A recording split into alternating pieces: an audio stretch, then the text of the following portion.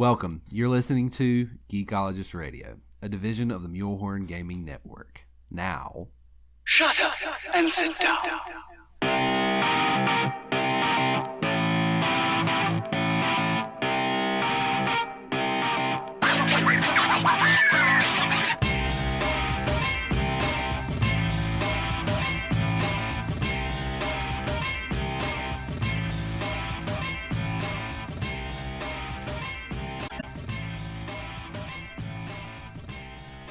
hey, it's Mike, and welcome to Geekologist Radio, the podcast where we say screw the co and co-host and give you a crew of hosts. First up, let's introduce our crew.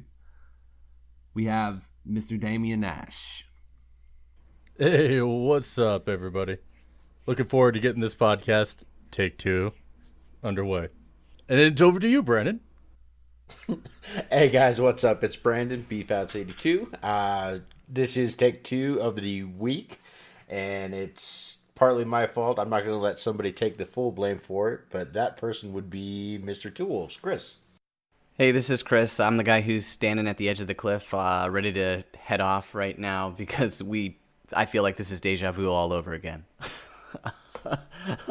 So, let's start with the first segment. Let's talk about Aquaman Part 3. So we're going to talk about Jason Momoa. Zack Snyder tweeted out a picture of Jason Momoa in full Aquaman gear. The Aquaman gear has him in like a full-scale suit with the really long hair. He's rocking a guitar, kind of like Gene Simmons in Kiss. And he's got a face on him right now that he looks like he's giving a death stare to whoever it is that's coming his way. What I said earlier was he's not your grandma's Aquaman because he doesn't look like, the old Justice League that I remember. What do you guys think about the picture of Jason Momoa? It's definitely not, my grandma's Aquaman, but, my grandma really was a fan of the orange scales and the tight jimmies. So, she likes that. I mean, she was a Robin fan too. So, you got to go with that. It's kind of like, the old time, just do a little shake for him, that's it. all right, people, I just want you to know that he actually did a shake here, okay? Did you do the shimmy? I did the shimmy. And just so everybody else knows, Mr. Abstracticus is his new nickname in Discord is Jimmy Tickler. Oh, so just letting you guys know. Like that. That's messed up. It's okay, Jimmy Tickler. He's throwing on Jimmy Tickler. Jimmy Tickler. I'm stuck with it. I'm not going to change it this time because that one's actually really funny. So you guys heard it right here. Somebody likes being called the Jimmy Tickler. Somebody likes being called the Jimmy Tickler. Therefore, oh man, this is going off the rails already. Hey, it's all good. It's all good. That's how did this come off of Aquaman? I have no idea. Tight green spandex. All right, so we're going to get into some more DC talk. Man of Steel has a sequel that they've pushed up because they really, really want to get this Man of Steel episode in, I think, really quickly because of Justice League, and they're trying to capture as much goodwill that's left for Superman as there can be currently. So what do we think as far as a villain for the sequel? I mean, who do you guys want to see? Bizarro, man. Bizarro, no doubt. I'm still gonna go with like the Lex Luthor and power armor, just because I would agree with that. Yeah, I want to see that. I mean, that's kind of where I'm going. But Bizarro would be badass to see. Right, and so. I don't know if you know, but in the comics from '80, I think there was a line in '86 where Bizarro was actually a failed clone of Superman that Lex Luthor had created. So. Yeah, I fully believe that Lex Luthor is going to be back in this. I think you have to have that character to drive Superman, but I think it's really cool, like Mike mentioned, the fact that you can bring Bizarro into a movie like this, and it can be like a secondary character. I think right now, the way the Man of Steel is set up, it requires a secondary character. You have to have somebody else. It's almost like, remember the old Batman movies? Like it went from like the Joker, you know what I mean? Like you progressively just started getting more and more characters added in there. Right. Eventually it was like Two-Face and Catwoman or something like that. Well, yeah, it became an ensemble cast is what it did. Yeah. The Cat, the Bat, and the Penguin. So that was just Catwoman and the Penguin. Then you had Two-Face, Poison Ivy. Bane was in Bane. it. Yep. Mr. Freeze. And Mr. Freeze. And obviously the one we... And that's with the nipple suits. Listen, can we get an Arnold Everybody Freeze? Everybody freeze! Yeah. Oh, that's Nice. good. I love it. That's good. Absolutely love it. Nice. I know we were gonna hold off for a few episodes with Arnold, but I mean, seriously, we had to on that one. He'll come back and forth. You know, you can't hold down the Arnold. This is Get true. down! Get down again! Damien, I know that we talked about something else that might appear in JLA with Superman. Yeah, so we're talking about that. They showed up a picture on Instagram that Henry Cavill put out, and it was a black and white picture of the Superman suit. So it was kind of alluding to maybe that we might see the black suit that he wore in the Death of Superman comic, which would actually be pretty cool. Now, new little information is leaked, which shown that there's been 2 children that were brought on to the set to meet Superman, and he was in costume, and he was not in the black costume. So I'm wondering if we're going to get a transition actually at some point between the 2 costumes. But there was another key thing that he was wearing, or that not wearing, but he had, that's been missing from the movies. He had the Superman curl. Oh, he had the curl. He Are you had the serious? curl. They brought the curl back. He has the Superman curl. That's like the They Christopher needed Reeves to. curl. Yeah, he's got the Christopher Reeves curl. It's in. I'm kind of hoping that they do this black Superman suit. I mean, when I was a kid, this was huge. Like the Death of Superman was a big. It made national news. Like it was a really really big deal. Oh, yeah, and it if you is. remember, when he came out of that black suit is when he came back into the regular Superman suit. So maybe you're right. Maybe that's the kind of angle that they're going for, like a redemption type thing. Well, if you guys remember, do you guys remember the Superman Lives movie? When he comes crashing back down to Earth and they pull him out of that pod, his suit that he was wearing in that movie was black. It was a black Superman suit.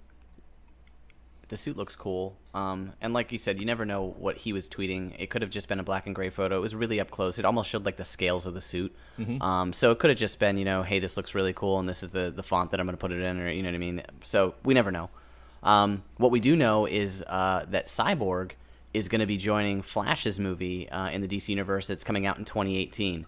And it's supposed to be a version of what we talked about a couple episodes back about like kind of a Lando and Han movie. It's a buddy movie. But this one is supposed to be more of like a cop type film. What do you guys think about that? Do you think Cyborg in a Flash movie?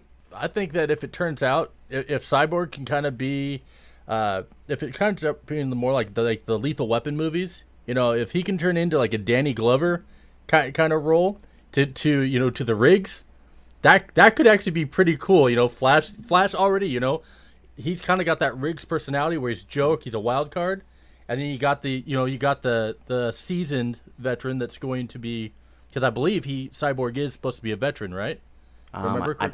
I believe so. So you'd have the seasoned veteran trying to like keep the other guy in line. It really could go that route, and if it did, it could be a lot of fun. I don't know. Yes. For me, I feel like if you're gonna do a Cyborg buddy movie, you gotta do it with Beast Boy. I mean, maybe that's just me. God, Maybe I've yeah, watched nice. Teen Titans. Nice. But, Teen Titans. Teen Titans. but I mean, come on, yes. it's Beast Boy and Cyborg, right? It should be. I can't be the Yeah, only it one. should be. No, No, you're not. You're not at all, man. I'm actually pretty shocked that Teen Titans, as far as a live action film, hasn't been a thing yet, or hasn't even been mentioned. I think it would be a really cool idea and a concept that I think that DC could kind of run with. There was actually talks of that for a while. I believe, like a Oh, was live action TV show. Yeah. The little TV cartoon show, Cartoon Network, is actually got a little spin-off show now or something. Like the That's weirdest cool. thing, they're like shipwrecked on an island or something. It's Damn. yeah, it's kind of weird, but yeah, definitely Cyborg and Beast. I feel like it would be a much better movie instead of Flash. I think it makes sense though, because I don't think either one of these characters are mainstream characters. Yeah. We talked about like Thor not now needing almost a little bit of help in order to carry a film. I think that Flash or Cyborg alone. Hey, listen, Brandon, go ahead. Now, that is a matter of opinion. If I do not set you straight, my wife and Mr. Damian Nash's wife will kill both My of wife us. as well. is in there. Thor can... See, yeah, Mike's as well. So this is 3-1 wives here. Thor could carry a movie solo doing nothing but saying hello as long as he was shirtless. That would sell billions of copies right there, according to our wives. Just saying. It's true. There are more women in the world than there are men.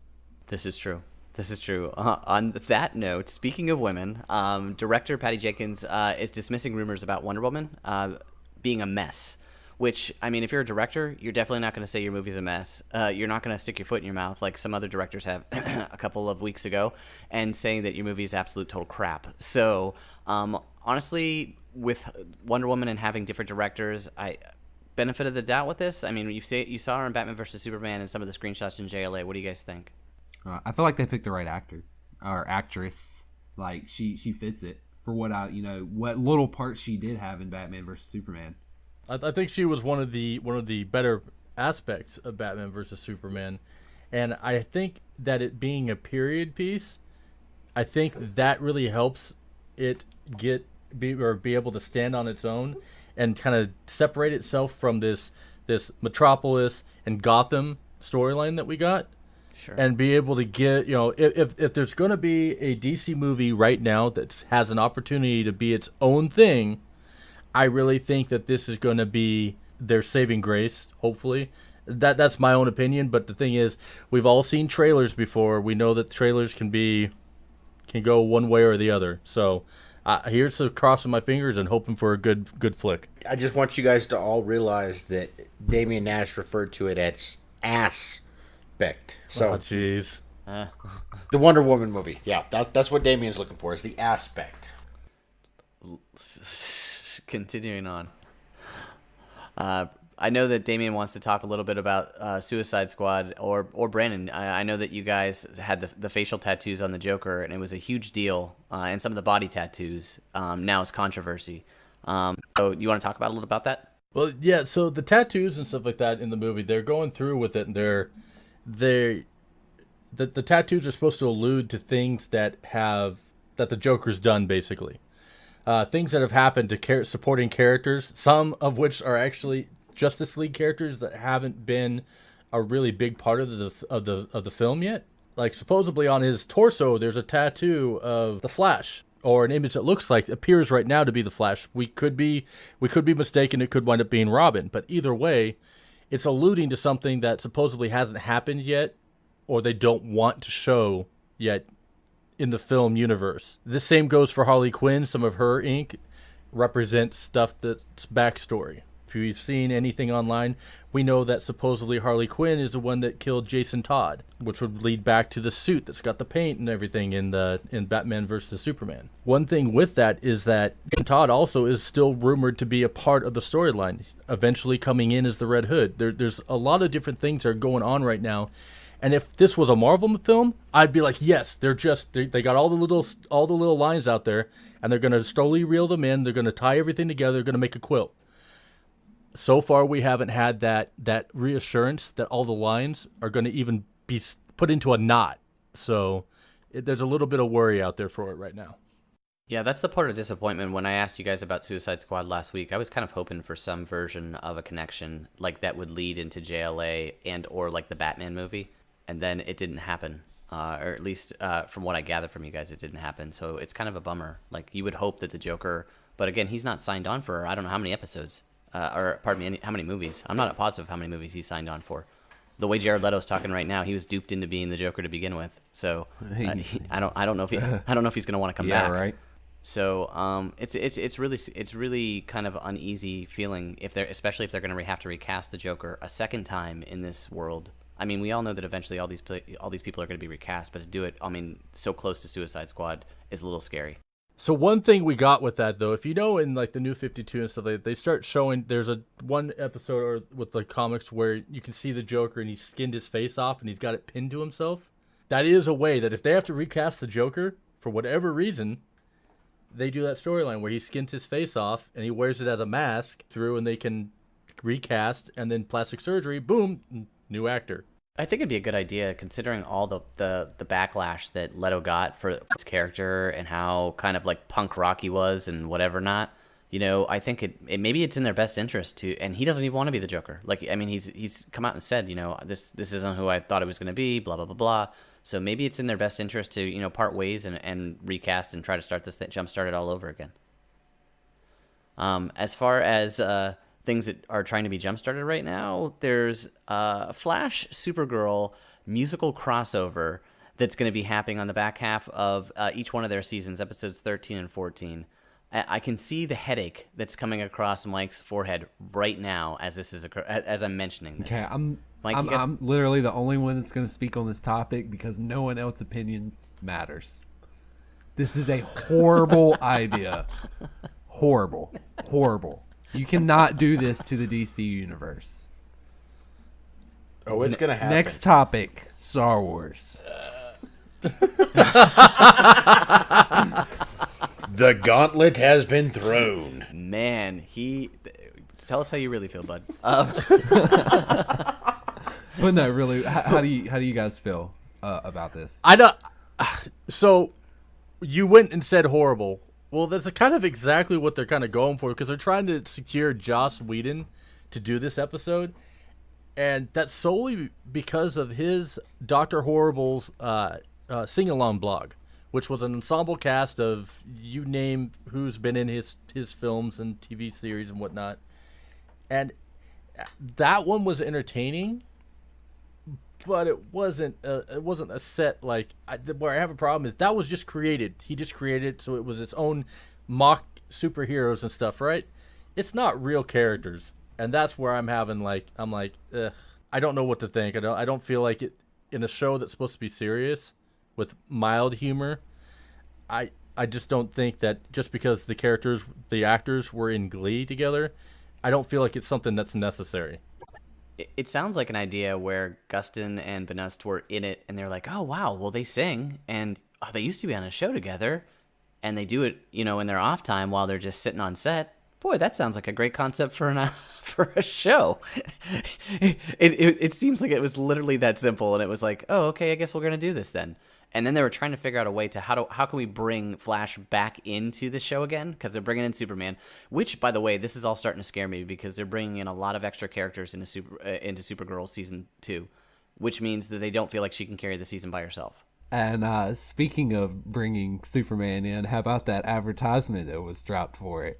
That wound up being a meme, but that was bad because a lot of people really thought that was real. Yeah, I'm not even gonna. Either way, though, it was funny. Yeah, I know. It was funny. Superman is, what was it? Superman is coming. It's coming in Supergirl. Yeah. There you go. Yeah, it was just, I don't know. It was bad. It was in poor taste. It was really, really in poor taste. It was hilarious though. Yeah. Well.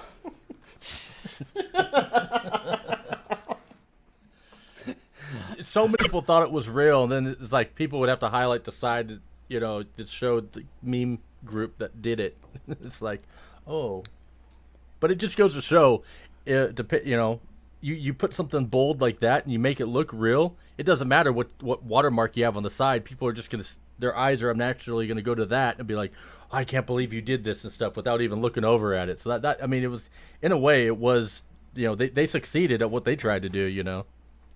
They got clicks. They got clicks. It definitely got clicks, and people were like, it was all over Twitter for at least a day. Like, people were passing it back and forth. Oh yeah, it was trending. It was kind of crazy. We talked last week about the Han Solo spinoff film, and there's been some new information that came out. Yeah, so with the Han Solo spinoff film, they are searching for a non-white female lead, and this is going to go back to the storyline, the fact that Han Solo, before he had met Leia, he actually had an African American wife, and they had a son.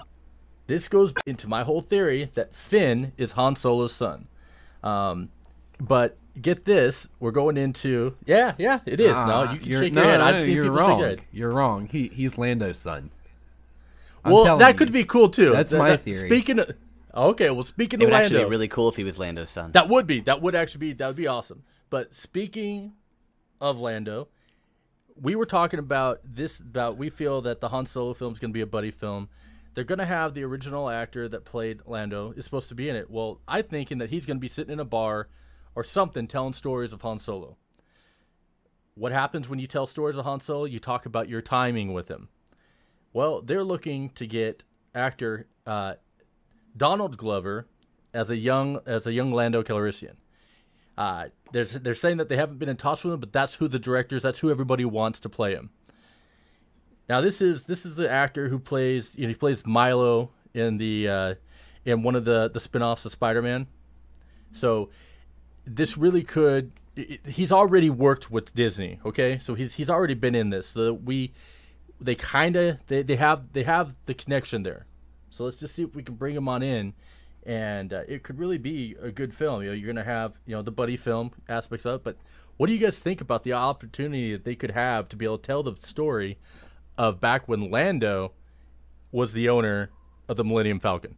I think it's really cool. Like the point where you see him lose the Millennium Falcon in a wager, I think is going to be super awesome. And then he looks over at Han when the first time he sets up the Falcon and gets it up and lifts it up in the air, and he goes, "You're driving it better than me." You know what I mean? I think that's going to be super cool.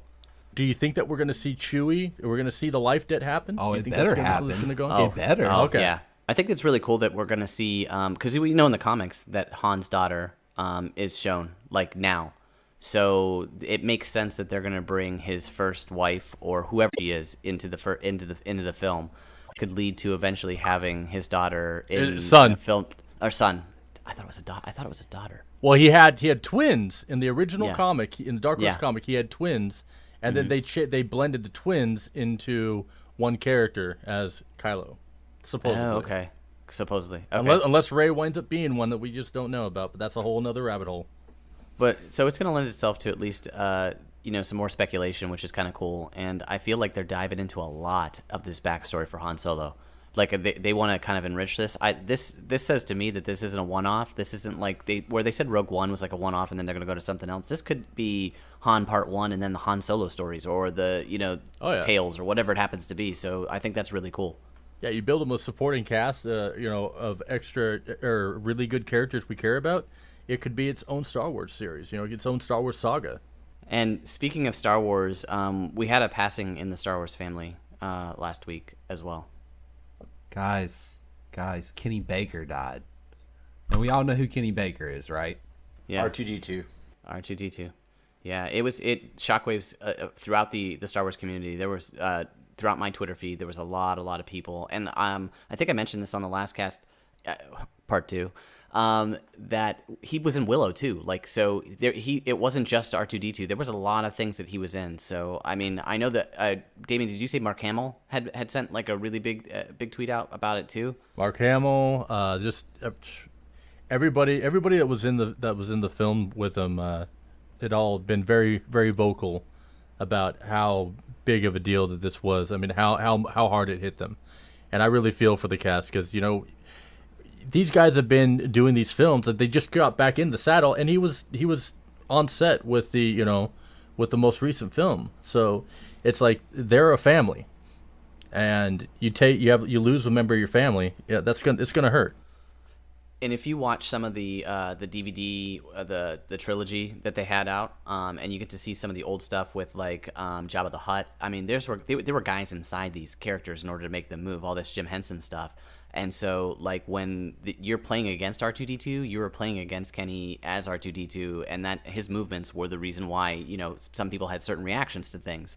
And so you can understand where some of these folks nowadays, where it would be a green screen and you wouldn't even have an R2D2, it would just be some stick and you'd be looking at it and talking to it. You were actually talking to a person probably in the R2D2, outfit. So. Right. So on that note, guys, we'll take a moment of silence.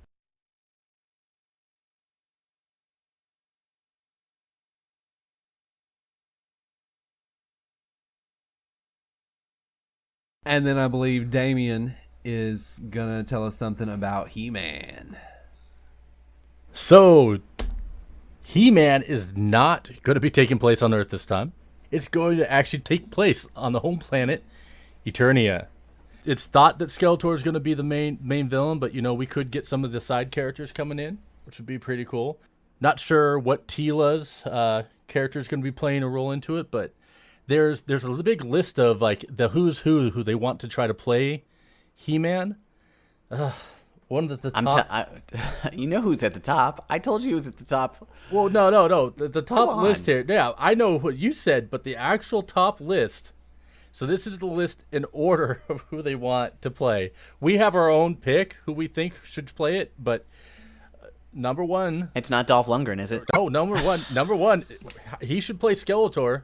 Don't come kick my ass. Don't. He's got the sunken face. I think he should too. He's not a pretty man anymore. I mean, he never was a pretty man, but I mean, he's got the sunken in face. You wouldn't have to do much makeup to play Skeletor. Just paint it.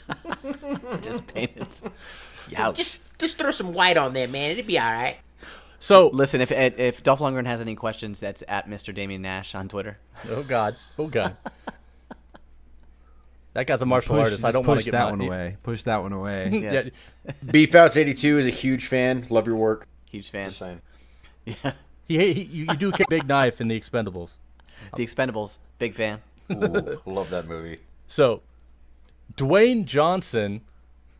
I don't know. I'm looking at a picture of him. I'm picturing him with like just that, like a blonde locks wig on. It just doesn't work. If you smell what Castle Grayskull is cooking. All right, so number 2, and this I'm gonna say this is my pick. We just don't know if Marvel would allow him to do it. Chris Hemsworth. Would love for him to do it. Never gonna happen. Marvel will never release him. It's got to be built in his contract someplace where he can't have another character or even another superhero character. It's got to be. Well, we can hope that maybe Disney buys the rights to He-Man, and then, I mean, he wouldn't be violating contract because it's Disney that holds the contract, right? True. It is. Yeah, so the only reason I think that this thing has a hope is the fact that it's not on Earth. Because if this thing was on Earth, I'd already crap it right now and be like, this is done. Why are we even having this movie? But the fact that it's not on Earth it means it has a shot. They actually care about it. It's McGee, right? Is he the one? McGee's the one. Yeah, and he's a great director. So I mean, he's actually a lot of his stuff. It's action, but he also knows how to throw a little bit of art into it too. So we should have a fun film at least. One of the other actors that they got now, he's not as well known as the others, but if he beefs himself up and they film it right so that he looks to be taller, I think he could do a good job, which is Sam Heughan. I may have mispronounced his name. He's from the Outlander TV series, and he's a badass fighter in that series, so that's on Stars. Another one who he has the look, but he's just, again, not big enough, in my opinion. But we're talking muscle-wise, not like action star-wise, but it's Charlie Hunnam. And, I mean, we already see him wielding a sword in the preview for King Arthur film. So it's something that it's not outside of things. You can do a million things with camera angles nowadays. I mean, people make Schwarzenegger look like a giant, and he's short. So, did somebody say my name? Speaking of 80s and 80s films, we have some information that we talked about last week, a little bit about Transformers. So here with Transformers, we got some new information. We got Megatron, who is now sporting the arm cannon, finally, after all this time. Now, before we go into talking about our hype about that, his appearance, there's been a little bit of a uproar appearance. I think his appearance looks badass, but what it looks like is it does look like if you were to take Ultron from Age of Ultron and meld him with Hulkbuster Iron Man, he would be Megatron. Megatron looks like it. Yeah, it looks like Megatron. But still, Megatron's finally has his arm cannon. What do you think about that? Oh, it's about time. Exactly. That arm cannon is like the reason he is Megatron. Like that's the reason why I bought him when I was a kid. That thing is awesome. Yeah. So, another returning character that we haven't seen since Dark of the Moon is Barricade, and he's going to be a 2016 Ford Mustang police car this time around. So, still sticking with the Ford Mustangs on his form, but we get Barricade back, and I thought even from the first movie, I thought he was a great character. He was the first Decepticon to really go after Sam Witwicky, so it's I'm looking forward to it. If we wanted to talk, now I know a lot of us have been talking about one thing with the Transformers. This is going to be the first movie that's going to be in a cinematic universe. That means we are going to actually have movies that are just Transformers fighting. We're talking Finally. We're talking backstory for the War of Cybertron, the Fall of Cybertron, just like those video games that are just have amazing storylines. We're going to actually get to see this take place on screen.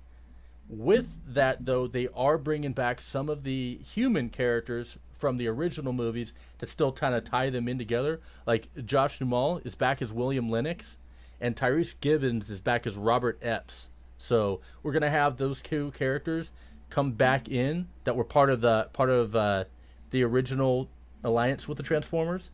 So it's going to be a little tie-in. There's still talk that we might actually see Sam Witwicky's character, played by Shia LaBeouf, come back in a future film, along with even Megan Fox's character. I hope not. God, I hope not.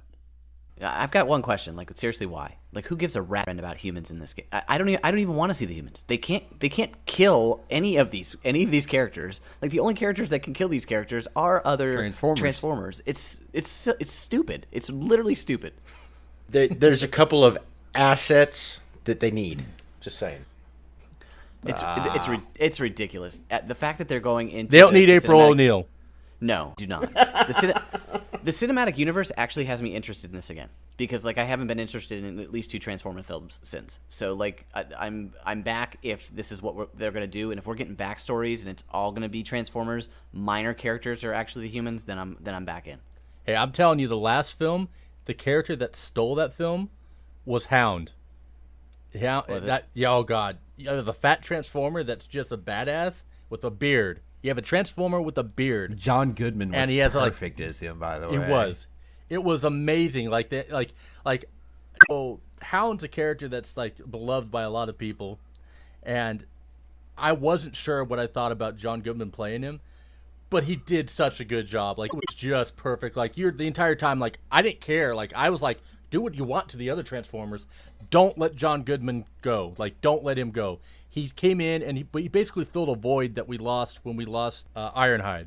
Nice. Also, Hound is supposed to return, and he's actually going to be the new medic for the team. I don't know if you guys. Oh, that's actually kind of that's cool. So if you have a great character that people care about and love, then it's pretty nice to bring somebody back. I mean, if fans are clamoring for it, right, keep them coming. Yeah. The more Autobots, the better. And like, let's get the ones that combine. I want to see a bunch of big old dinosaurs and a bunch of. I want to see everything. Absolutely.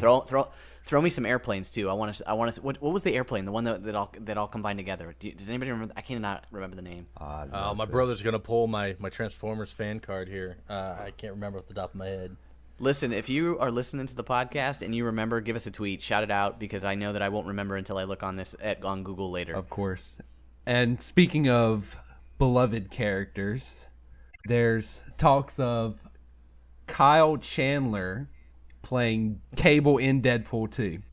Kyle Chandler sounds great, but like, did you see who they keep mentioning now? Like, if Liam Neeson gets in this movie, first of all, Liam Neeson is badass, and so if he's in this movie, I would be so pumped up, just because everything he plays is so killer. Right. Now, at first, I was totally against that, but there was a fan picture of him as Cable, and damn it, if it didn't look spot on and freaking awesome. I was like, why'd you do that to me? Because like Kyle Chandler, he has the jawline, he has that chiseled appearance for the character, and but the fan based picture that they did, I don't know if they went that route. I almost would be on for Team Liam. Do you know what the picture of that Cable looks like? It almost looks like a picture of Geralt from The Witcher. Yeah, I know. Like, that is it's another really close. He would be another good actor to play that too, and they are talking about making a Witcher film series. So, he would be killer for that, because that picture looks dead on like that. I feel like Stephen Lang. He's Colonel Miles Quartrick in Avatar. Yeah. That's why. Yeah, like seriously, got put him. I could totally see that. Would and I be know awesome. he wants the role. I know he has openly said he wants the role. And I remember when he said that he wanted it, I thought that, I mean, he's got the size and everything. Exactly. So. Yeah, he would be a good one. And the thing is the guy, I mean, he was in if people want to go back and remember something, he was in Idiocracy, and he was funny in that. So, I mean, he's got quite the the ability to change what he does. And with Deadpool, you got to be able to roll. I mean, you got to be serious, but you got to be able to throw in some humor in that. Yeah, I mean, Ryan Reynolds at the Eat, Sleeps, and Breathes Deadpool. And so, like, even at the end of Deadpool's movie, it had that outtake scene where it talked about Cable and about who should be playing Cable. So, like, I mean, you knew this is what's sparking all this conversation. On top of the fact that they're kind of dropping hints. I mean, Deadpool 2's got to be hit while it's hot right now. They're gonna start the sequel up here really, really soon. Speaking of Marvel characters, did you guys catch the Twitter picture that Brie Larson sent out about with her in the Captain Marvel outfit, watching Captain Marvel cartoon? Also, she was reading a Captain Marvel comic at the same exact time. So like, she is in it to win it. They're going against a big task in Wonder Woman, and so like this character needs to be a staple for the Marvel universe. And I think we talked about, what we thought her input was going to be in the next Avengers movie. I think as long as we saw what they did with Spider-Man. They jumped in. They were able to have him in just enough to where you were like, oh my God, I want more of this guy. This guy's amazing. But it left you you hungry. You wanted to see more. If they're able to do that with this character, it's like throw her in the first movie, have you really, really wanting it, and then you're going to be lining up at the theater for the next one when she's got a bigger part in it. It's like, just do it. Yeah, it's one of those. We should get Nike to sponsor us, guys. Oh God. Nike, we're here. Come sponsor us. Just do it. Somebody who has minor parts in films as of late, but is unbelievably popular.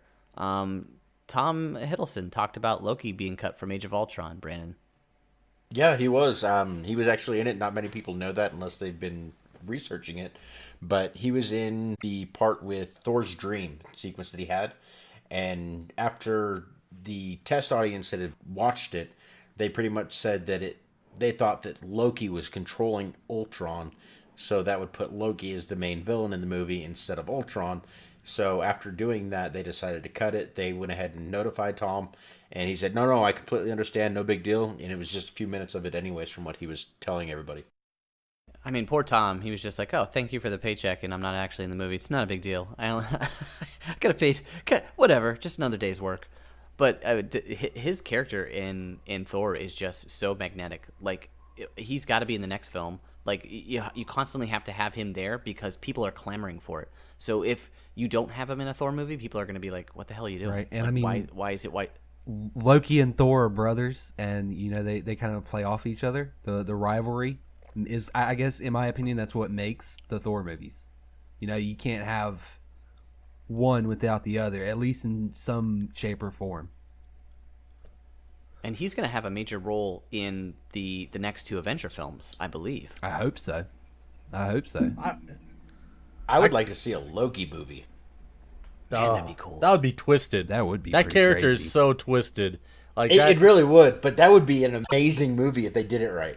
I mean, just all the shenanigans and the wrongdoings that he's doing, the backward story. Like, if they did a reverse Thor from Loki's point of view, yeah, I that feel would like be that would insane. be. I almost feel like a movie like that would almost be like more similar to like Requiem for a Dream, like just something like totally far-fetched out there because you can't, you just don't know what's real with him. Like he's a trickster.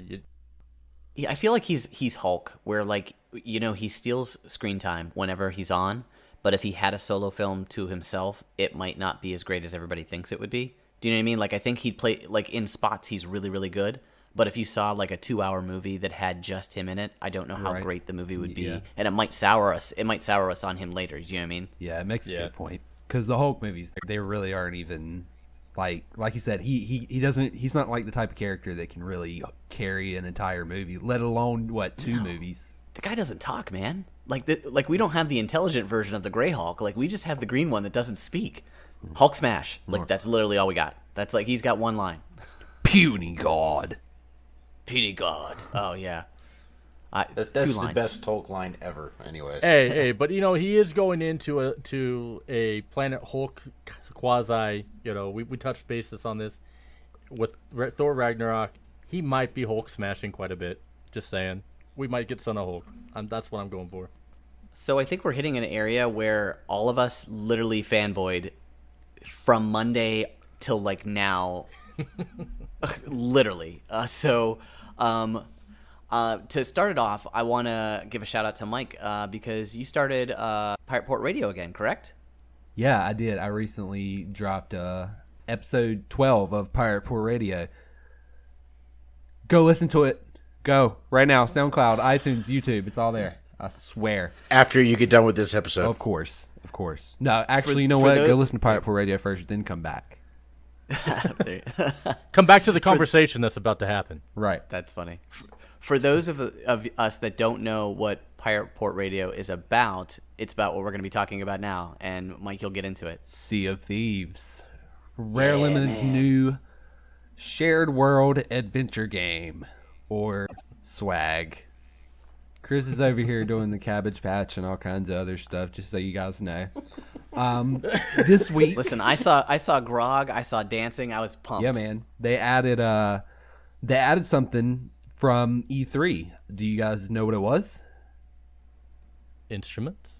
Well, they had an instrument. They had one instrument at E3, and it was the concertina, which is it's basically an accordion without the keyboard at one end. They added a hurdy-gurdy. And then they had the hurdy-gurdy, which is kind of like a guitar, but it has a crank on it. And now, who was the guy who had the accordion? They were showing the picture, and he like went across the screen. It was like this big deal on Sea of Thieves on their Twitter account. Oh yeah, they made a like GIF you out saw of him that. like that was from I one know. of their recent videos. I believe it was called Short Haul, and they were talking about some of the music and the instruments and whatnot in the game. And they made a GIF out of one of the characters that pre-built characters they had made for what the playtest they were doing and stuff like that. And that was actually the character that John McFarlane, he's a video producer. He's him and his team are the ones that put the gameplay trailer together from all those clippings from where we were there. But yeah, that's him. That's his character for like playtesting. He was like the first person to use it, so it's under that gamer tag. It's super awesome because people were asking Joe to add this character at some point into the game and make sure that like it shows up at random times and just comes across the screen. That would be funny. And then goes away. That'd be really great. So I thought it was really cool. And the hurdy-gurdy, I don't know if you guys have ever seen one of these things in real life, but they're so cool. Like Robin Beanland, the music director at Rare, actually played this thing for for all of us. So awesome. And he played the original theme from the first trailer from E3 2015, and just to hear that thing live is just nuts. They were Twitch streaming all week, showing people gameplay. The first day they had like a 15-minute. Yeah, it was all 15-minute GamesCon sessions, right? Which was really cool because you get to see day-night cycles, which I thought was really awesome. And they just kind of kept it to the boat gameplay so that you got to see what it's like to be up and down and be one of the crew members. What did you guys think? Because I know that Mike's had a chance to play the game, but this is like our first opportunity to see an extended gameplay of Sea of Thieves. Oh, man. Seeing people hijack other ships, it's just... That is going to be so much fun because I mean you just got to think about the stuff that's going to happen. You're going to have people jumping from. You're going to have Brandon, not me, because I won't get up on it, jumping from the crow's nest. But you're going to have just all sorts of craziness. Can you imagine jumping over and pulling out your guns, shooting while you're going across your blunderbuss or musket, yeah. Or also, musket blunderbuss. Sword fighting, it was so good. I mean, one of the playthroughs we watched, you see Cram Boyd, everybody, his ship's down. Cram Boyd made it to the other ship, but what he's doing, he's busy playing an instrument, and he comes up, and he's like, guys, what's up? Oh, and there's the enemy, and because this is a friendly build, just to teach you how to play it, you can't kill each other on the ship, and so instead, all the other guys are out in the water. And he's just sitting there playing instruments with the enemy. I believe he was getting drunk down there too before he came up. Drinking grog. The thing I noticed that I thought was really cool was how crystal clear the water was. The water, Like it was just isn't it? It was just one of those things when I saw the water and the waves coming, it was like, oh my gosh, this is like straight HD. Like it felt like really crisp and really like it was just on point. Like they even paid attention to their great water in the gameplay trailer. Like that was one of the first great water. Like they had to make sure that was something that was there. I mean, in a boat, in a game that's about, it's the sea. That's like the main character. It's got to be beautiful. You have to pay attention to that. Now, the one thing I still haven't seen in any gameplay, and I know that like they're swimming. Now, I have seen some people, they stay underwater for a bit. You haven't seen too much diving and stuff like that. But please, Rare, please put this in there. I've been tweeting about it. This will make me, like, there needs to be a league. Like, if there's not, I will create the first official league. Put the sharks in there, let me drink, jump off my boat, and then like go punch a shark. We will have one person on the boat that will sit there and regulate who wins. We will create a drunken shark punching league. It's going to be like cow tipping, only you're going to get bit. And you're going to be punching sharks, which is probably not a good idea. This totally reminds me of Mater when he honks his horn and cow tips like all of those tractors. It'll be fun. It'll be fun. It'll be fun. So I know that I don't want to press Mike on what he can speak about, but the one thing that I would love to see soon is them show something else besides the boat. Like I would love to see a version of land, whether that be sword fighting, whether that be treasure hunting, something else. And I know that they don't want to give away too much because you don't want to hand out all your secrets. One of the nice things they mentioned while they were there at GamesCon, this is not a free-to-play game. They stated that very, very clearly. I know people were concerned that this was potentially going to be a free-to-play and that they were just going to have add-ons. That's not going to be the case, which I think is really, really cool. They talked about DLC and add-ons that in that realm, which I think is really cool. So they're at least letting you know that they're going to be, continuing with this game past release, which I think is awesome. But I definitely think that before this thing gets released, and even before a beta, it'd be great to even see like a 3 or 4 minute clip, just something that shows me what it's like to be in this world when you're on land. Well, see that's the thing. It's funny that you mentioned that because all the people that were live stream playing it this week, they didn't have to get on their ship. They didn't have to, but isn't that your first thought? You've seen everybody else doing it. Jump to the ship and go look for the first one and start firing at it. Right? And when you guys are gonna make me, if I get to PAX, I'm able to get in to play this. You guys are gonna make me have to go sit there. I'm gonna be the guy that everybody's like, "Hey, we need you on the boat." I'm gonna be like, "Hey, you're leaving me behind." But okay, never mind. I'm gonna look over here. I'm already that guy. I know you are. So I'll be joining you. I'll find you on the island. But I mean, like, if you were to actually go explore this island, I'm pretty sure you'd find some pretty cool stuff. Like I know that while I was there, when we went and explored an island, we actually found an island that had some sort of cave system in it. That's awesome. And when you're standing in the cave, you can actually hear the wind going through it. That's the stuff I want to see right now. I mean, I know that I don't want to see it, but I want to see it. It's like one of those catch-22s where you don't want to know too much, but you want to know just enough. And like, I would love to see that. And the other thing that I would love for them to talk about is just like the treasure system, like how that works, like how because I know Damien, you talked about having too much on the boat, and Mike, you talked about it, like having too much on the boat that you're either too greedy and you have too much treasure and it weighs down your ship, or you don't have it, or you have too much, or you're fighting everybody all the time. So I kind of want to know how that works too. The other thing along with that is with just the treasure was also, are we going to see different type of cannonballs? Because we all know that the pirates, they had all sorts of type. They had the kind that had the chain connected to it. One of the things, the main damage that would cause to pirate ships and to people were when they ran out of cannonballs, they would throw everything they could in there. You'd get forks and stuff like that, and so it would create shrapnel that they would fire at each other. And then could there be the risk of our cannons blowing up for overpacking them? There's a lot of different stuff that could happen. That would be really cool. I'd like to be able to do damage to like the mast and everything else on the ship instead of just the main hull. So that way, like if you have the 2 cannonballs connected to the chain, you fire it at the mast, it wraps around it and takes the whole mast out, and they're just dead in the water. Exactly. Can't do anything. I wonder if getting into rocks causes any damage, because I don't know if you watch some of the play, but like, I mean, people were running into rocks left and right. Like, People I mean, were going over islands. They were, and, Yeah, they and were. Mike, you talked about this when I talked to you initially, because you said you're basically driving blind without somebody in Right, the nest, yeah. because you can't see. So if these people aren't telling you which way to go, you're just driving right into the rocks, yeah. And I can't even begin to tell you how many times we pulled one of the. I mean, this is the only way I know how to explain it. We pulled a Pirates of the Caribbean turn. You know that crazy turn where they drop the anchor and they just do that straight 180. Like that is possible. I don't know whether They keep talking about it. They do keep talking about it. Is that because of what you guys did? Is that what you guys did that, and then they that's when they started talking about it? Because I know that they keep saying it's doable. And now you're talking about that you guys did it a bunch. I'm wondering, did they get that from you guys? Probably not. No, I Oh. doubt it. That was probably something they put in there. You know, Yeah. that probably Pirates of the Caribbean. I'm sure was probably they had to have taken some ideas from other pirate things. I mean, they Yeah. even stated that Goonies was a big inspiration. Yeah, The Chris is skeletons. over here fist pumping. Oh, dude, you're talking Goonies and this movie.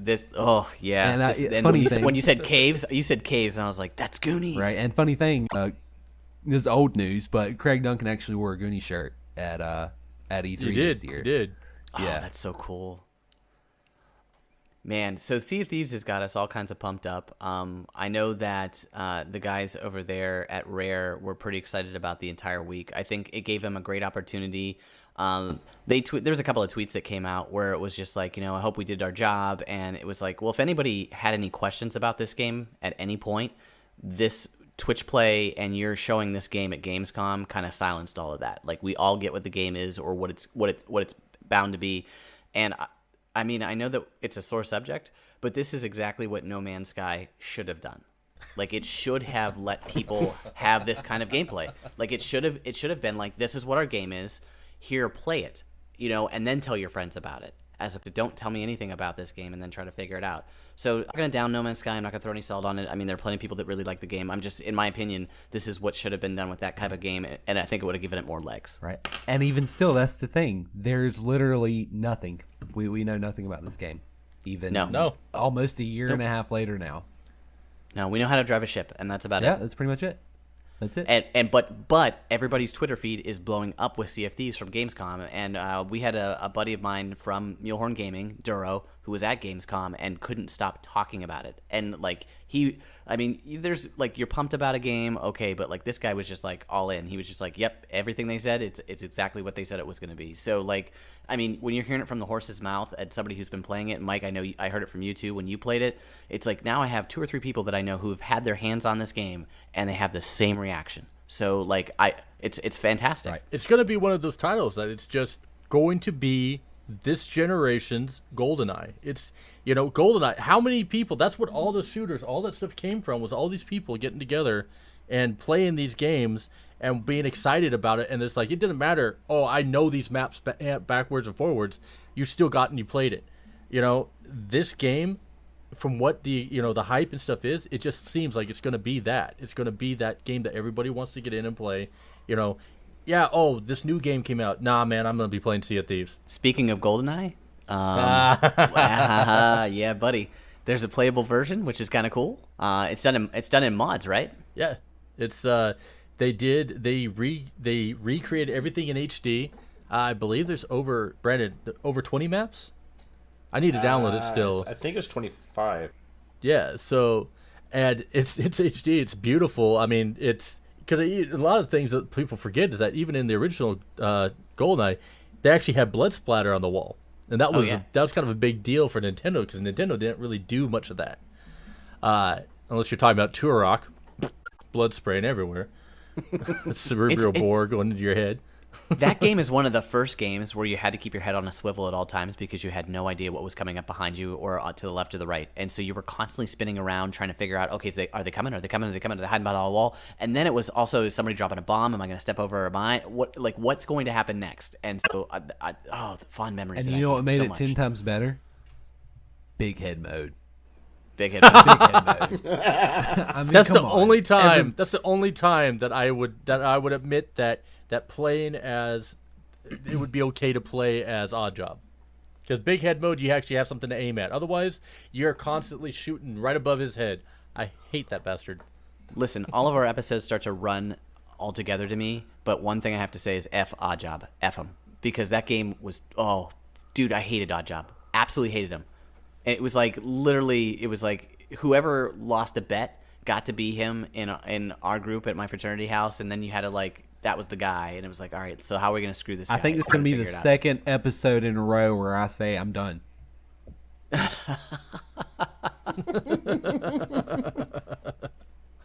The king of Oddjob.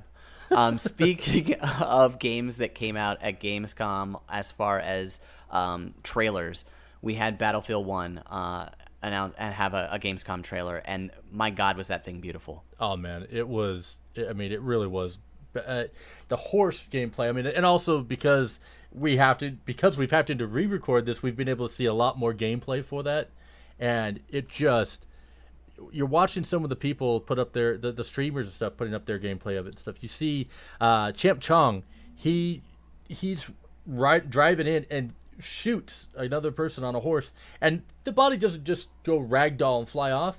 They get dragged by the horse. You see it get dragged. I mean, it's when the bullets hit the sand is kicking up in the air. You have sandstorms that happen in this game. It's really epic. I mean, who saw the armor, the actual like knight armor? And it's like Iron Man, and he's out there and he just gets shot in the head. And he turns around. Oh, and didn't he have a flamethrower? Yeah. You know what I noticed about this game? The thing that struck me the most was the reload time on the guns was realistic. Yep. Like the machine guns was a crank. The pistol, you actually had enough bullets in it, and then it was like, oh crap, I'm gonna have to reload. And then when you saw the biplane, like the thing when it came down, and then there was the train, and it was like you got to see both angles of the fight, which I think was just ridiculous. And so it whatever they're doing with Battlefield 1, it harkens back to previous Battlefields where people like were in, you know what I mean? And I think they're hitting the right chord right now because people were asking to go back to this era, and it was like, okay, are they going to do this okay? Is it going to come out all right? Because World War I was really slow time, and it was really an era. Are they going to use the mustard gas, and how's it going to look? And just we're talking trailer and minor gameplay, but this thing looks fantastic. And we also have multiplayer beta coming out 31st. Super awesome that anytime you can get some playtest time and just kind of word of mouth. And so we have some friends that are really, really into the game. I'm thinking of one specific from Amosys. Hambodini, if you hear this, we're going to be getting in contact. Yeah, so we'll hopefully, if we can, maybe we can ask Hambodini to come on and speak to it, because I know that he's really into it. I know he's into the weaponry and into that era, especially with this game. And so it would be fantastic to have somebody who has a lot of knowledge on this game to come on, for sure. The other thing that we saw was a single player trailer for Titanfall 2, and I'm back because that game when I played it originally, I had it on Xbox One, and I kind of got tired out. That's early on. This is before they made all the fixes and everything that they did to switch this. But my God, does it look gorgeous! And 8 hours of single player, which rivals COD as far as a single player campaign. Respawn is all over the place. I know Vincent Pella has been like all over Gamescom promoting this game like crazy. They really want to bring people back in, and they feel like maybe the PS4 plus having the Xbox One is going to do that. Have you guys got a chance to see the trailer? Yeah, I mean, the fact that you're communicating with your Titan, and it's like you can talk through your headset. It's just, it makes it feel like you're not playing a single player. It feels more like you're actually kind of co-op partner. I mean, it's going to be quite interesting. Did you see the hook? Like the chainmail hook, like that thing was awesome. And like when you're scaling the walls, you can run the hook, and it's almost like the Batman's grapple, where you can like hit the wall, pull, and fly forward. And then just some of the new Titans in that game look just like really, really slick. So I know that their beta for their multiplayer is this Friday, right? Well, actually, yeah. It's later tonight. It'll be today by the time this today. Posts. But yeah, it'll be later today. Oh yeah, by the time this posts, I know they had some early play on Thursday. They were giving out some early access codes because they were going to soft test the servers, and then they're going to basically hard crash these servers. Everything that you're going to see in the beta, or it's not even a beta right at this point. Yeah, like what they're calling it a basically play doing is test. they're play test it. Yeah, they're just testing servers at this point. This is the final version. They're just testing the servers to see if they can hard crash them, because when they add and play a PS4 now, you're adding something else onto this. Now, one thing to be noted is that because this is a playtest, the graphics are downgraded. Don't go into this thinking that the graphics are horrible. They are downgraded so that you're not downloading X amount of gigs just for graphics alone. So it's the same thing with Battlefield. When you play Battlefield, it'll be pretty, but it's not going to be gorgeous because it's going to be the test. No, and I think this is nice that that games are now. The biggest complaint was I can't play test a game in the Xbox One, PS4 era before I play it. Well, now all of these companies are allowing you to do that with these little mini betas and or play tests. So you get a feel for the game. Are you going to be interested? Let us know, and then you can show with your wallet. So as opposed to playing like the first 20 minutes of a game and then deciding you don't want it, you get a chance to try it out on a weekend and play the games that way. I know that we talked about the Sony Neo that is coming out, but there's a chance that they might upgrade the specs on the Neo. Brandon, is that something that's possible? It depends on if they've actually already started production and when the actual release date is. We'll know more on their conference next month, isn't it? September 7th. Yeah, the 7th. Yeah, September 7th. So as soon if depending on when they say the release date is, they can or they can't. If it's real soon, or they're trying to hit the before the holiday season, there's no way in hell they're going to be able to do it. But if it's sometime in the spring or even summer release, then it's possible. PS4 update came out. The 4.0 is now allowing you to do Twitter clips at 140 seconds, which is more than the 10 seconds. Which means basically when you upload whatever you're going to do to Twitter, which is the way gamers communicate a lot nowadays. You'll be able to tell a story really quickly, quick kill, anything that you saw that was really cool that happened in a game. Maybe somebody's name that doesn't look so cool, and you want to tweet that out. There was some UI updates as well.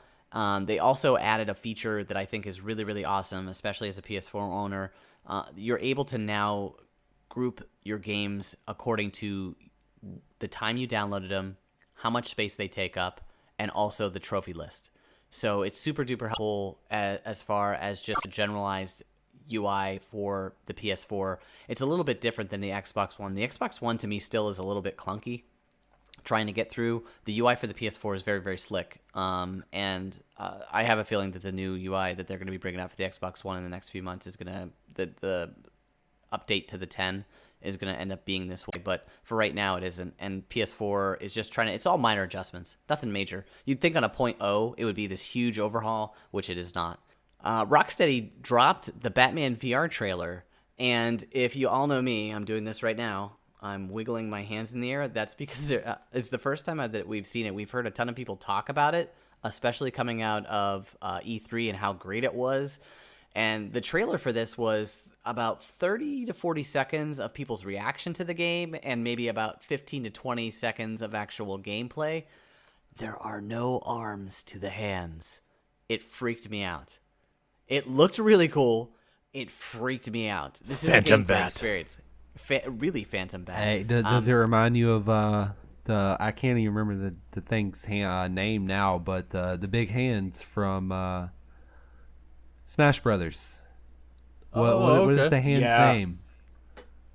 I don't remember. Oh man, See, I thought you I guys thought you were failed going me. for thinking like of- Lawnmower Man. I thought he was going with it from like I thought it was from the Munsters. Because it's just a pair of hands. Oh yeah, Lawnmower Man. Did you say Lawnmower Man earlier? Yeah, I did. Yeah, I said no. I was saying Lawnmower Man for the VR. Oh, yeah. that would be cool. I would buy a VR for that. Like no doubt. I grew up playing that on the Sega. I have a pre-order for the PSVR right now. Nice. That has the move sticks and everything. So I'm pretty juiced about it. I like literally waited up and hit like that time where it came on Amazon for the whole 25 seconds it was up. And I got lucky. So By lucky, he When I means saw- he's playing with nipple tassels. this. When I saw this, it looked kind of cool. I mean, the Batman VR stuff is exactly what I expected. I didn't expect it to be like totally intensive where you were like where you saw The hands thing actually didn't really throw me off that much. It kind of was what I expected. I don't expect a full game. I expect an hour, which is what this is. They're only charging me $20 to play for this hour, or because there's 2-hour episodes, I guess, 2 different versions of what this game is. So to be Batman and to be able to put on the cowl for a second, to walk around the Batcave, I want to say it's Jason Todd the death of Jason Todd, I think, is in the investigation that Rocksteady has us going through. They're super pumped about this game. So it's these little experiences that if they go really, really well, will turn out to be bigger games later for PSVR. So if you have a PSVR and you're interested, it doesn't get much better than Batman or, which I'm waiting to hear, the experience to play in an X-Wing fighter for Star Wars. The major event to come out of Gamescom, aside from Sea of Thieves, Brandon? Oh, did something else happen? I mean, there's a small studio that used to be based in Chicago. Weren't they named Bungie? They were. Yeah. Yeah. Bungie. You mean the ones that announced private matches? Holy crap! It's about time. This is amazing. Haven't you and I been saying this for a while now? We have, since the podcast that we shall not mention. We mentioned it on there that we would be learning about it with Rise of Iron, and they didn't do it when they first did the reveal stream. They wanted to wait till GamesCon, so that way they can do it for the full PvP, only reveal stream for the new expansion. And holy crap, I know I'm excited. Oh yeah, same here. I mean, it's gonna be fun. Oh yeah, honestly, color me wrong on this, because I honestly didn't think Bungie had it in them to go to private matches. I thought it was something that we would all wish for, and then it would be in Destiny 2. Yeah, I felt sure they were gonna wait till Destiny 2. I think Damien was about to say something about them dropping a beta or something for it to see what it was like. What were you about to say? I'll say we were playing the beta. Everybody's saying, oh, we thought we would wait for Destiny 2. Well, what it is they're like, well, we want this to be a part of Destiny 2. We dropped the legacy system, so let's, what have we been doing the entire time playing Destiny? We've been beta testing Destiny 2, basically. It's like, hey, let's give them a little bit. Let's take a little bit back. So. Year 1 of Destiny was a beta test. Yeah. Because they changed so much stuff, and then, year 2 came around, they got it right. Year 2 is great, honestly. After you did it so many times, it gets a little bit boring, but that's why I think one of the reasons they're implementing private matches, and they're going to be doing it for the year 3, because I don't think we're going to get another big expansion until we hit Destiny, the sequel. I'm going to throw out a pinch of salt, kind of like my grandmother would throw in when she was making her favorite recipe. This is the second time he's referenced his grandmother. This is the second time. I love her to death. Anywho, I really feel like that the reason why this is coming out is because they're trying to cover their rear end for lack of content in PvE. So they're making up for it with PvP. Again, we're beta testing PvP for them because I don't feel like this is going to end up working for at least the beginning part of however long this runs. So obviously, at least till Destiny 2. I mean, I don't until they get it fixed. I guess is basically what I'm talking about. And so we beta tested until they get it fixed, because we all know it's going to be screwed up when they first bring it out. It is. It's going to be screwed up. People are going to get pissed off, and they're going to start to get angry. And I've already seen people with you're not good enough to be on my private match team. And I'm like, are we serious about this already? This is where we're at? Because I know this is a moneymaker for Twitch streamers and for YouTube streamers, but golly, this is going to be messed up in the beginning. It has to be. Damien? As long as it isn't as bad as some of the people who left Bungie and created 343, and they released a game that would have been amazing, but I honestly haven't played it very much because of all the issues, a little thing called Master Chief Collection. Ooh. Yeah, it still burns. It's like Ring of Fire, Johnny Cash burns still. I'm a fan that they're bringing this out because in the same tone that I just threw out that pinch of salt, it does bring a lot of Twitch streamers back. It brings a lot of community back. It allows me to play with my friends, which was the basis of me playing Destiny to begin with. I mean, that's the reason why I was part of a clan. now part of Uprising. But yeah, I was part of a clan, and that was my main reason for playing Destiny, was so that I was on the road for 6 months training for a brand new job. My wife was at home, my kids were at home, and it was a bunch of people I could connect with, and we could sit and BS for 2 to 3 hours about nothing. You know what I mean? And so that's what Destiny is. And if I can do that in PvP when the content gets stale, which it will, I mean, we know for a fact that this is smaller than the Taken King. We know that, and we don't know. My guess is that whatever raid is going to happen is going to be closer to House of Wolves than it is going to be Taken King. So we know that people are going to tear through that content really quickly. This PvP is going to sustain Destiny until Destiny 2.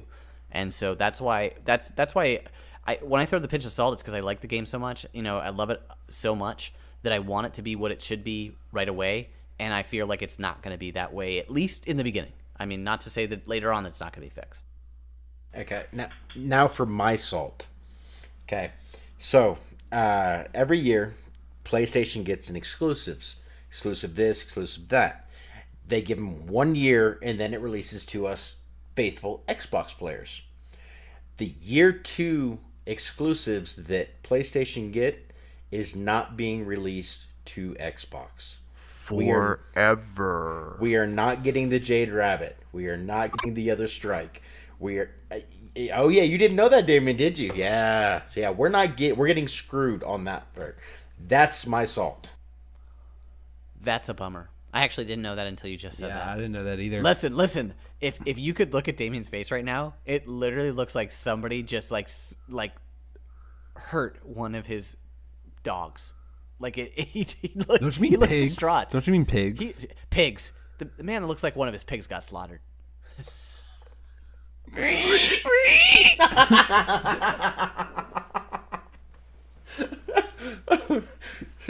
didn't know not that. getting edited. I was looking forward. Yes, I do have pet pigs. I didn't know that. I honestly didn't know. So that was straight up reaction. Yeah. I purposely left that out to see what you guys had thought beforehand without any warning. That's the thing is, like, I was like, oh, you know, I don't care. We're gonna get some new exotics that we haven't had a chance to play around with, and that Jade Rabbit looks cool. I'll give it a chance. That's bullshit. Yeah, so that's my salt. One less piece of salt that I have is the fact that we learned that they are going to eventually open up more to the vault, and it's just not going to be right away. Because I had a huge complaint, episode part 2, about the fact that the vault wasn't going to be open with all the new items that are going to be out, as opposed to like trying to figure. Yeah, I mean, you have to try to figure what year 1 things you're not going to keep anymore. I mean, there are people who still keep their year 1 Galahorn because it's a triumph for them. They didn't get it because they bought it. They got it because they spent 5 bazillion hours trying to get one, and they finally received one. I have 3. You have 3. Yeah, I hate your face. All right there. Yeah. For you, buddy. Without Yeah. having to buy one. So, aside from the fact that they talked about the private matches, the other thing that they talked about aside these private matches was clan support, which I think is ridiculous. It's one of those quality of life things for a gamer of Bungie that makes so much sense. They're the originators of, we want clans. We want you to be in a clan, because remember he's talking about his Halo days and driving the Warthog, and, you know, being the driver and being in his clan. So the fact that you can hop into a private match and then you're locked into a clan that you're part of, it's awesome, because then you can figure out, hey, are some of my guys in a match? Are some of my guys already, you know, ready to go? I can hop in real fast and I can start to play. I think it's super duper awesome on their part. Yeah, they're calling it a clubhouse. Some of these quality of life changes have already been implemented into the game.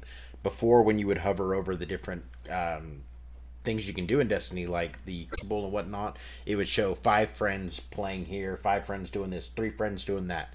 Now when you, like, especially right now, because right now Iron Banner's going on, if you hover over the Iron Banner, it'll show you everybody in your friends list who's actually doing that for once. So it's kind of nice. Did you see the new suit for Iron Banner that they showed for the? I think it was the Hunter. Was it the Hunter with the chest plate, and then he had the gauntlets too that were on fire that had like the wolves, or maybe it was a Titan. Titan. You're talking about the ornaments, man. Yeah. Oh, you could add that to all sorts of stuff. I mean, now your guns and stuff like that, you can add color to them. You could add skins. Now, here's the thing. Activision. All I'm saying, Activision. Call of Duty, what happened? Yeah. Thank you. We all know that this means that Tess is going to have a whole bunch of wonderful things to sell us. They'll give us some cool ones. They will give us some cool ones to get, but the ones that you're going to really be like, oh man, that's going to look amazing. They'll be like, that'll be $5, or not $5, because no, that'd be too much. That'll be $4.99 plus tax. Hey, you got to pay for that Sparrow Racing for somehow. Yeah, that record book. Yeah.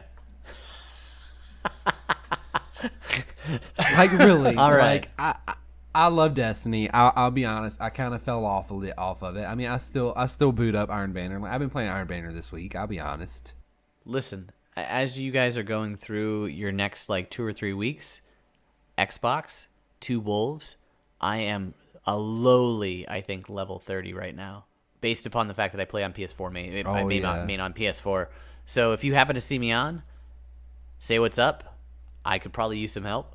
Yeah, I mean, you're not alone. I Two think I'm probably a wolves 40 with there. 2 Z's. Yeah, 2 Wolves with 2 Z's. TWOWOVZZ. I'm trying to like just get up so I can play with these boys once Rise of Iron comes out. We did have a leak a bit ago. Maybe it was earlier last week that showed leaks of Destiny 2 assets. There was a photo of a guy with an axe that was on fire. Looked like it could have been a Titan. There was also a leak of a number 2, one with and without flames. Any credence to the leaks, you guys think? These ones, I think, like it could actually be. I think like there's potential for it, because with these we got. Well, you got to think about the whole thing with Destiny. Everything is kind of linked to mythical things in a sense, and with the fire and the Destiny 2, we don't know. Rise of Iron, it could really. I mean, it could end on a sour note for the Guardians. They could do something with the storyline where, yeah, we're building ourselves up, something bad happens or something like that. Or so maybe something they give us a bit of story and they say that something bad happened in Destiny 2. And what have we all been thinking about that damn thing in the tower? We think it's a damn portal, right? To the time machine? The rings over by the speaker? I'm thinking that that the flame represents rebirth, like the Phoenix. And so let's do that. I mean, I could totally be off base and they could just be about, no, it's damn fire because we're gonna blow shit up. The rings is just a big monitor to monitor the traveler. Yeah, that's what I was thinking. Or something to monitor something going on in the solar system. It's a 3D holographic image of the traveler. That's all it is. Destiny Ghost Stories, we're calling on you. Tweet us. Let us know what we're wrong on. That's one X-Ray, you're my only hope. There. So next we're going to get into tech, and we'll start with Microsoft buying Beam. Brandon and Damien, do you guys want to? Oh man, so if anybody remembers, some of the people out there that have gotten really big within streaming and or podcasting, all that stuff. There's a few people that got their start in a little app called Periscope when that came out. And that app was a part of Twitter. I know X-Ray from Destiny Ghost Stories, he got his start over on that. Well, one of the things was when that app came out, no one was sure what it was going to be, if it was going to be big. But the people who got on it fast and hard, it turned out good for them. Well, guess what? That's what Microsoft, yeah, it is. But Microsoft just acquired Beam, and it's an interactive gaming service, much like Twitch, but interactive, as in you can set up buttons and stuff that allow your audience to pick and choose what you do during your content streaming. Be that weapon loadouts, things like that, suggestions for answers to pick during a role-playing game, and you can set it up to where it takes the credits, which are called sparks. You earn these. Brandon, you can explain how you earn these. For every minute you watch somebody else stream, you earn 2 sparks. You also earn sparks by interacting with the streamer, or if you're a streamer, you're interacting with your audience. So you get bonus sparks for doing stuff like that. and then you can use those sparks to buy different things inside Beam. One of the things is for 5,000 sparks, you can start a team. So you can have one team, and you have 5 or 6 different people inside that team, and it all works together towards that team. The other thing to do is transcode, and I'm not exactly sure on what that is because I'm still trying to learn everything on that. Yeah, I feel like this is a really big deal, and Damien mentioned for like loadouts, it would be good for, Call of Duty and Battlefield as far as, letting your audience choose what your loadouts are. Or another good example would be... How about like a Telltale game? That would be good in helping you choose choices, and so they feel like they're a part of making the story. That would be really cool. And you can set those options to charge sparks. So I think the streamer gets sparks, but what it is so if you're playing a game and you got option A, B, and C, and each one's 200 sparks. So like say I pick A and 2 people hit B, then whatever that would be is what you would get and what you'd have to do as a streamer. Beam started by an 18-year-old, purchased by Microsoft. Yeah. I freaking bet real. This kid crapped his pants when he when he got approached by Microsoft. I bet he did. So you've got to imagine that the goal of Microsoft here is to be all-encompassing. I mean, they're already trying to keep you with Windows 10, Xbox, being able to DVR games, being able to live stream their games onto Twitch. Instead of going to Twitch, we're just going to Beam. I mean, Twitch will be an option for you, but why not stay in the Microsoft community and go with Beam? Exactly. The goal's got to be to basically give Twitch a run for their money. But it is, but it's also the fact is that Microsoft has been saying from E3, we want to get back to the players. We want that players first. We want to get the people that create content, that are playing our games, everything. We want to bring them back in, and that's the whole point of Project Scorpio. Project Scorpio is supposed to be this powerhouse, all-in-one encompassing device that streams, does everything you need, and it's like almost like having an Alienware Steam box. I mean, it's gonna be that hitting it. It's gonna be crazy. Yeah, I guess when I was listening to another podcast, they talked about the 6 teraflops on the Scorpio, and they likened the difference between that and what is used on the Xbox One as the difference between the 360 and the Xbox One. This is almost basically like an Xbox 2 as opposed to a Scorpio. Shout out to Aaron Greenberg for wearing that awesome Scorpio t-shirt, by the way. I want one really, really badly. And secondly, speaking of Aaron Greenberg, gave a shout out to Scorpio and said that although they're not going to be exclusives to Scorpio, meaning they're not going to be games that only play on Scorpio and that do not play on Xbox One currently, they will have exclusives when it comes to VR. VR will be exclusive to Scorpio. They're going to have games that are made strictly for that. Who the developer is, who's going to be using it, we can guess it's going to be Oculus right now. But they're already thinking about that. And Microsoft, you were talking about them worried about the gamer and thinking about them in mind first. Everything that they've done over like the last 6 months, specifically since Phil has taken over, has been gamer oriented. I mean, there's pictures taken, there's events, they're answering tweets again. It's completely different than the way it was.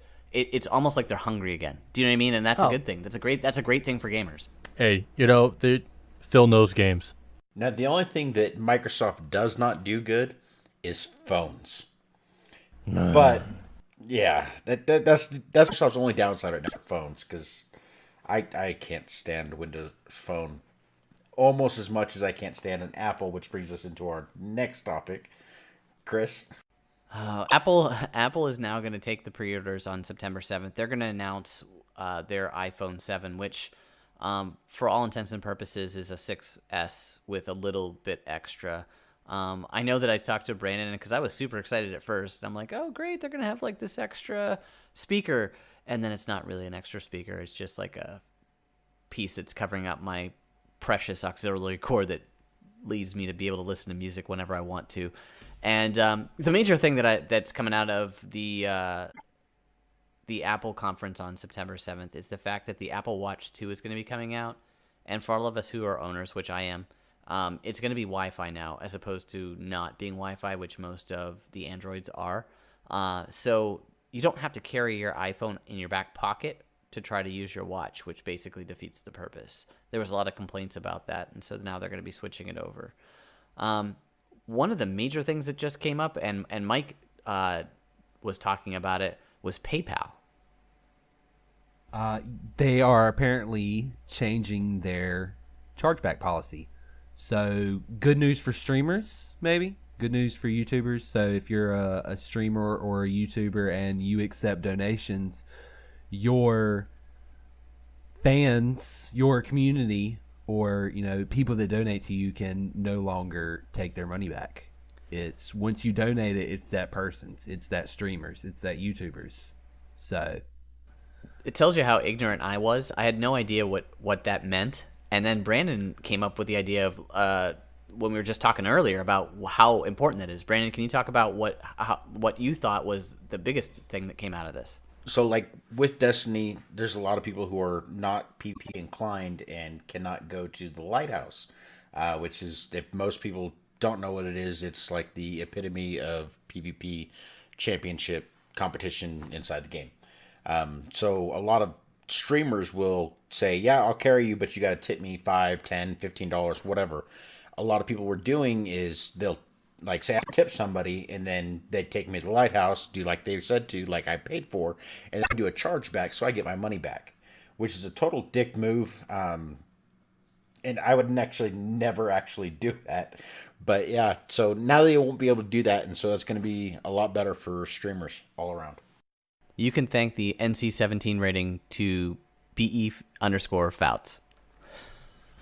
The only problem I see with this is that, and there are some streamers who would actually know that they have a lot of younger viewers.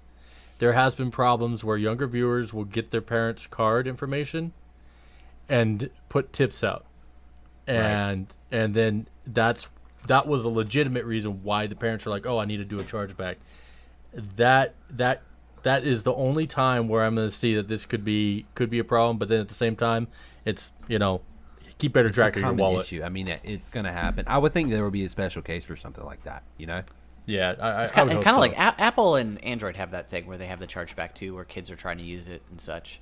Right. But as far again, we were talking about quality of life. A quality of life for a streamer, this is their livelihood. A lot of people, this is their livelihood, and so I mean, they're working on dollars and cents. They have bills to pay, and when somebody asks them to perform a task, and then you perform the task, and then it's basically like having your paycheck pulled from you. Yeah. Which is kind of BS, and so this is a nice safety net for them.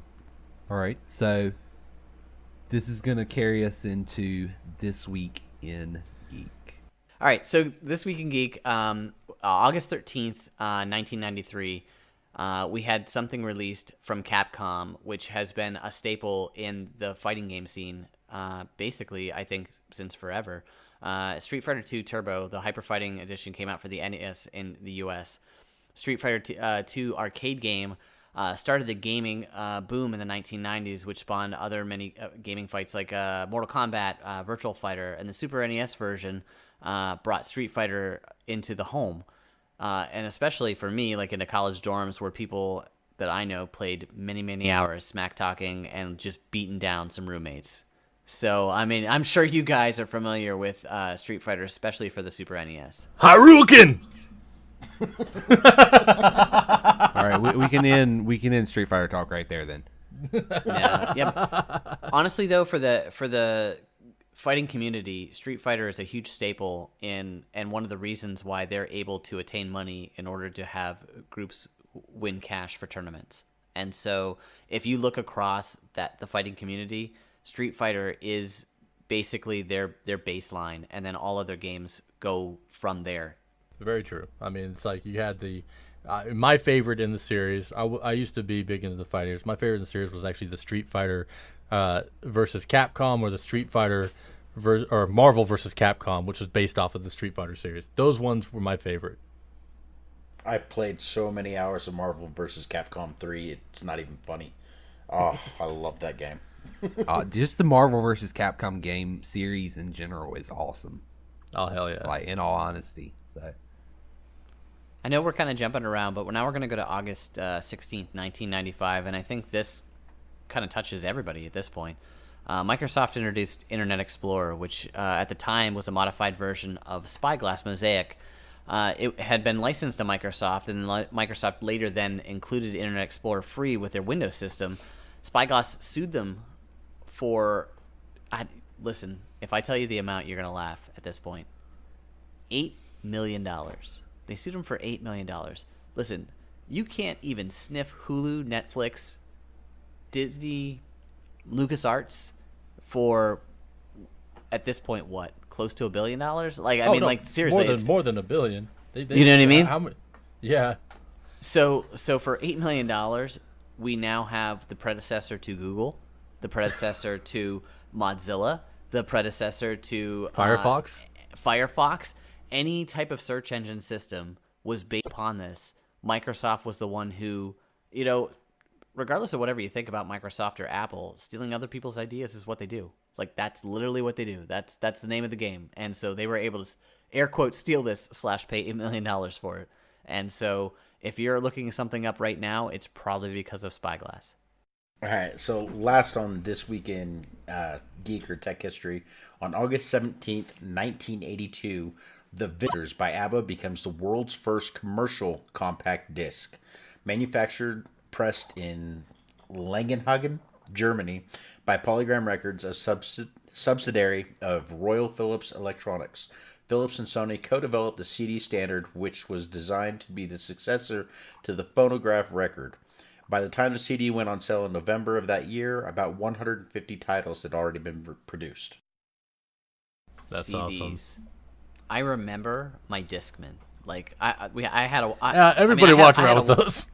Like, I had a Walkman, but, like, when you had a Discman, you were like, man, I'm super cool. Like, you don't even have this. You know what I mean? And this is before you could rip CDs, so you had to basically listen to the one CD to carry, like, one... Remember the packs? Remember the packs you had to carry in your car with all those CDs? And then you had the visor version, so then you thought you were really cool. God, so, you guys are old. We are old. You guys are old. But here's the thing. I had cassette player, man. Hey, now. I had Mortal Kombat, the soundtrack, on cassette, okay? I'm just saying. You have people that bitch and moan right now about you looking at your GPS system or your phone and you're trying to tweet at the same time. Do you remember trying to figure out what CD you were going to try to play while you were driving on the highway and then trying to put it in the player? And then you've got to figure out, you're like, the orange one. I remember who that is. And then you try to put it in. It's ridiculous. Like, it just reminds me of being like 16 or 17 years old and, oh, look at that. Is that Conan? That indeed. Brandon just showed us a VHS version of the Conan the Barbarian movies. Do you have the Laserdisc? Do you have? No, I don't have the Laserdisc. No, okay. No Laserdisc version. So we at least moved to the VHS era.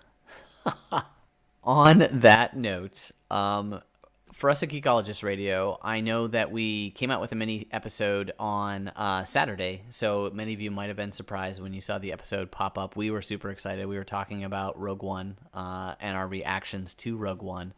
What we're going to try to do over the next, I don't know, probably at least month or two is come out with these mini episodes according to anything that happens major in geek culture. But what we're going to do is we're going to have them on Monday mornings.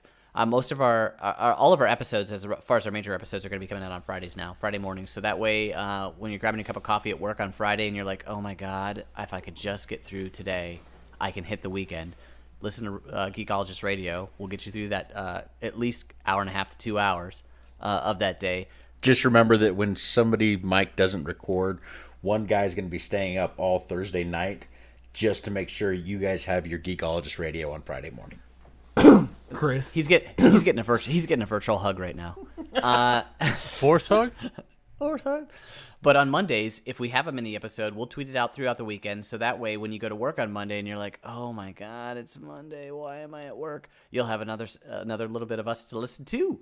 So we're gonna try to keep those mini episodes to basically about a half an hour at max, maybe. Nothing major, but at least our reactions to things that happen throughout, and that could be Mike and Brandon. It could be all four of us. It could be one of us. You know, however it fits into the schedule, we'll try to make it happen for you. And aside from that, we're going to hold our This Week in Geeks, we're going to start sending out tweets. So if you have something that's This Week in Geek, if you think of something that, hey, this is really important, it happened this week, and it's geek culture, send it to us. Let us know. We'll add it to This Week in Geek. We'll give you a shout out on the episode as well, and we'll talk about it. Where can we find you guys at on Twitter, Mike? So you can find me on Twitter as Abstractus. That's Abstract ACAS. You can find me on Xbox Live at, guess where, guys? Abstracticus. That's Abstract ACAS.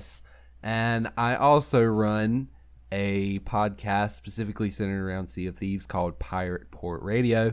We recently joined the same podcast family that Geekologist Radio is a part of, Mulehorn Gaming.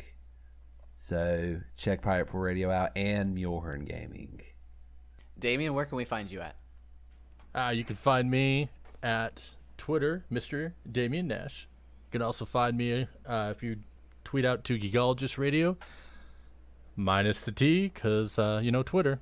And, or also on Twitch at Project_Finrare_Gaming.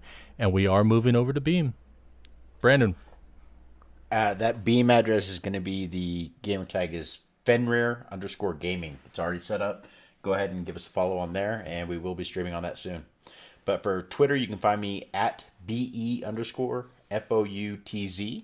And just so everybody knows, we did not lie to you. We were going to have our voice off tonight, but we found a special guest that's going to come and officiate it for us and give us the winner. So if you would, please send us what you want us to say in the movie phone voice off to our Twitter or to our email at Geekologist Radio with no T. You can email us at geekologistradio@gmail.com. Chris, where can we find you? Brother. So we're going to talk about our special guest. Do you want to give him a shout out? No. We're going to Oh, it's a surprise. Let's just leave it as a mystery. Well, we can leave it at this though, because we did give some hints at who was joining us when Mike was on. He likes collecting wet remains. Whoa. That just gives it away. Wait, I don't know if you said what remains or wet remains. Oh, I did. I said what remains. That was it. That's He said Well, wet remains. With that said, from all of us at Geekologist Radio, I didn't even give a shout out. Later. People don't even know who I am. Go ahead, Chris. People don't even know Too me. slow. Just so everybody knows, the first hour and a half of this went flawless. Well, he talked about wet diapers and wet remains, and I don't even want to hear about that, dude. Oh man. Go. Put us top. My bad, Chris. My bad, man. Worries. Chris, where can we find you? You can find me on Twitter and pretty much anywhere. Xbox One, PS4 at Two Wolves, TWOLVZZ. I'm also a contributing writer at Mulehorn Gaming. Like Mike talked about, you can find us on Mulehorn Gaming 2 as well under podcasts. And for the crew, I think we are out.